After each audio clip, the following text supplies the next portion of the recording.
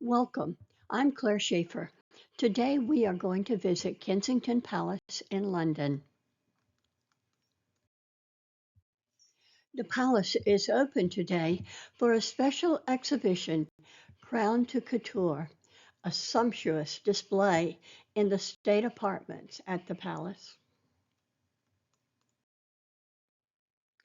The state apartments have been transformed to show red carpet couture and historic treasures so we can compare the similarities and the differences.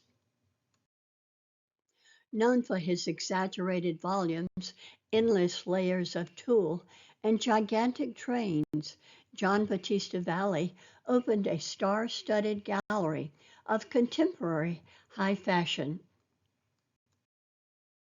Designed by Christian Siriano, this Gothic gown was worn by Nicola Coughlan for the Screen Actors Guild Awards in 2021. Here you can see the details on the bodice. Designed by Tom Ford, this silver and gold suit was made for Timothy Chalamet. In the photo on the left, you can see him wearing the suit at the Cannes Film Festival in 2021. A variety of exquisite Georgian court designs was displayed to explore the similarities and differences with today's high fashion. This court dress is the widest surviving court gown in Britain. The plain silk gown is beautifully designed and constructed, even though the fabric was inexpensive. The skirt is 3 meters or 10 feet wide. The stomacher is a reproduction. The rest of the gown is original. The dress was worn in 1760 by Lady Helen Robertson of Ladykirk. I think the ruching on the gown is particularly interesting and also unusual. Just a reminder, in case you haven't thought about it, this dress was made almost 100 years before the sewing machine was invented. This man's court coat and breeches are from the 1720s. They were worn by William Morgan, who was a part of George II's inner circle. He was a founder member of the Order of the Bath. In this detail, you can see the intricate gold work and the beautiful lace. Designed by Jeremy Scott, the creative director of Moschino, Scott wore the suit to the Met Gala in 2022. This richly embroidered morning suit was inspired by Italian gilded furniture and interiors. This gown was also designed by Jeremy Scott. The photo on the left shows Iris Law wearing it to the Met Gala in 2022. For this gown, Jeremy Scott revisited a technique he had developed earlier of encasing hand-dyed feathers in lace. This is a copy of the dress worn by Lady Gaga to the MTV Video Music Awards in 2020. Designed by Christopher John Rogers, the dress has a voluminous skirt. The horned mask is by Lance Victor Moore. Notice the seam at the top of the skirt. The seam allowance is turned under, so the top of the skirt stands away from the yoke. Designed by Donatella Versace for Lake Blithely to wear to the Met Gala, this dress represents the Empire State Building. Miss Lively arrived with 3 attendants who unfurled the vast verdigris train on the Met stairs. The train is hand-painted, foiled, and embroidered with zodiac signs taken from the ceiling of Grand Central Station. Look closely and you can see the tiara she's wearing. Here you can see the Art Deco motifs on the gown.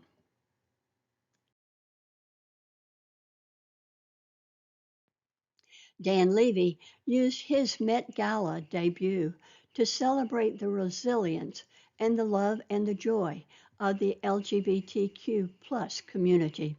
His ensemble was designed by Jonathan Anderson for Lowe to make him appear as a superhero for the LGBTQ plus community.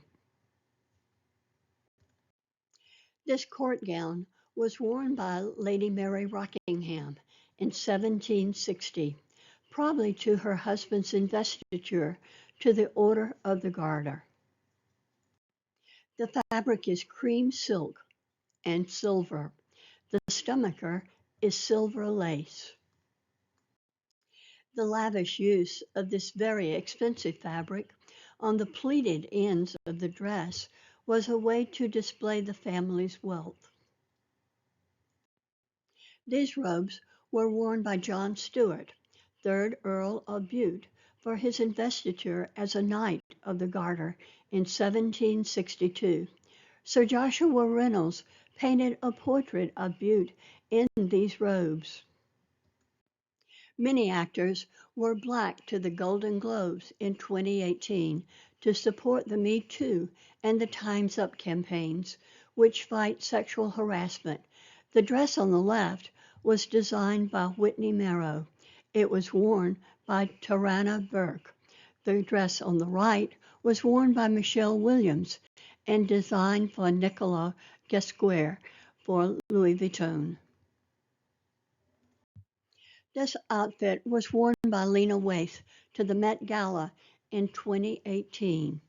Waithe highlighted the complex relationship between the Catholic Church and the queer community with this dramatic rainbow cape by Wes Gordon for Carolina Herrera. Worn by Lizzo to the Billboard Music Awards in 2020, this dress was designed by Christian Serrano. In her acceptance speech, Lizzo reminded the audience of their power to protest and to vote. Designed by Andreas Kronthaler by Vivienne Westwood in 2008, Kronthaler, like Westwood, used the runway as a platform for activism. Designed by Jana Matheson for Judith Lieber Couture, the Freedom Graffiti bag was designed especially for this exhibition. The designer used the word freedom instead of the 18th century protest slogan, liberty. Billy Porter's 2020 Oscars gown showed Porter as a messenger from the gods. It was inspired by a room in Kensington Palace. The foil feather bodice references the gold statues of Roman gods. The photo shows Billy Porter at the Oscar. My apologies for a bad photo of a photo. Worn by Beyoncé to the Grammy Awards in 2017, this dress was designed by Peter Dundas. The headdress was designed by House of Malachi. This 1780 muslin gown was possibly worn by Mary Lady Rockingham. Foreign silks, printed cottons, and other textiles were often banned from court in order to protect the British silk weaving industry. Muslin was one of the most prized textiles from Bengal, which is now Bangladesh, and West Bengal in India. The muslin ban was enforced by the East India Company, and the skills to make this muslin had almost disappeared by the end of the 19th century. Sadly, this photo doesn't allow you to see and feel the beauty of a fabric like this, but you can appreciate the decorative details. Worn by Billie Piper to the British Fashion Awards in 2021, this ensemble was designed by Vivienne Westwood. The design references 18th century corsetry and drapery, but the thigh-high slit and the outfit's provocative styling subverts the Georgian references in a fresh and modern way. Designed by Bill Gottian for Christian Dior, this dress was worn by Diane Kruger to the Cannes Film Festival in 2012. The dress references the elaborate silhouette of British and French court dress in the 18th century. Kirsten Dunst wore this silk taffeta gown by Oscar de la Renta for a Vogue photo shoot by Annie Leibovitz. According to rumor, the dress was 2 yards short of the 20 needed for this de la Renta creation. The studio ripped apart another sample in order to add to the train. The blue and white pattern of quinces and cherry blossoms were created using a dyeing technique called chenille à la branche that was particularly popular at the French court in the 18th century. A longtime supporter of sustainable fashion, Emma Watson chose this Harris Reed piece for her appearance at the Earthshot Prize Awards. This collection was made almost entirely from upcycled wedding dresses from a British charity shop. Stella McCartney partnered with the Green Carpet Challenge to produce the first capsule collection that met all their criteria for sustainable and ethical fashion. Kate Blanchett chose this Stella McCartney ensemble to wear for the Green Carpet Fashion Awards in 2018. This dress was worn by Anna Potts to the christening of her son Alfred Potts. This is an example of fashionable day wear of the sort that might have been worn to a court drawing room after 1818. This silver tissue court gown is the earliest known English court dress. It was worn by Theophila Harris in 1702. Sadly, silver and gold fabrics do not photograph well. They're much more beautiful when you see them than when they are photographed. The gown is trimmed with bobbin lace, which has parchment lace woven through it. The parchment lace is paper with silk floss wrapped around it. Look closely and you can see the lacing at the back closure.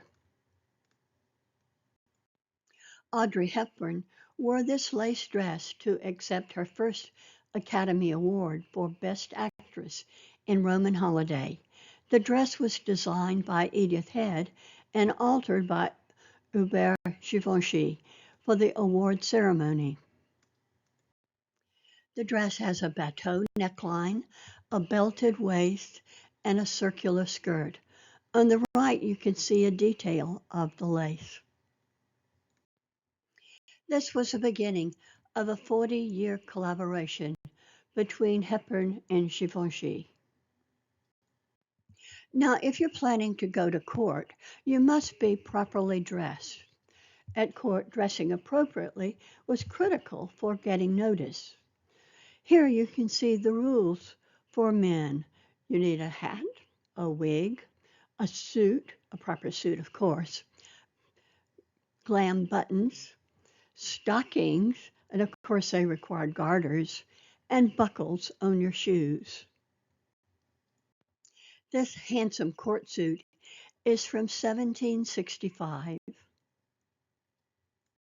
Here you can see the beautiful embroidery on the coat, the waistcoat or vest, and even the buttons.